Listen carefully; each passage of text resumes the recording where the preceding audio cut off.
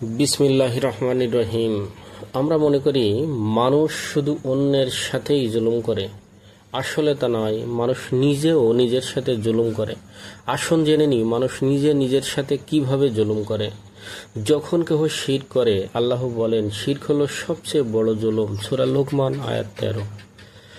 আল্লাহর হুকুম অমান্য করা, সুদ খাওয়া, নামাজ না পড়া, চুরি ডাকাতি করা, যার কারণে কঠিন শাস্তির মুখোমুখি হতে হবে, নিজেকে শাস্তির মধ্যে ফেলে দেওয়া, এটি নিজের সাথে নিজে জুলুম করা।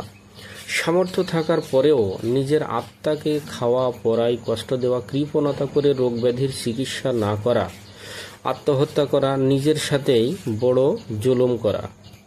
জীবন হলো আল্লাহ তাআলার এক অমূল্য নিয়ামত। মহান রাব্বুল আলামিন বলছেন, তোমরা নিজেদেরকে হত্যা করো না, নিশ্চয় আল্লাহ তোমাদের প্রতি দয়ালু। সূরা নিসা আয়াত 29। আল্লাহ তাদের প্রতি অন্যায় করেনি, বরং তারা নিজেরাই নিজেদের সাথে জুলুম করে। সূরা হুদ আয়াত 101, সূরা নাহল আয়াত 118, সূরা আনকাবু আয়াত 40। মহান রাব্বুল আলামিন আমাদেরকে এই জ্ঞান দান করুন, আমরা নিজেরা নিজেদের সাথে জুলুম করা থেকে বিরত থাকি। ইসলামের আলো ছড়িয়ে দিতে ভিডিওটি শেয়ার করবেন। ভিডিওটি দেখার জন্য ধন্যবাদ।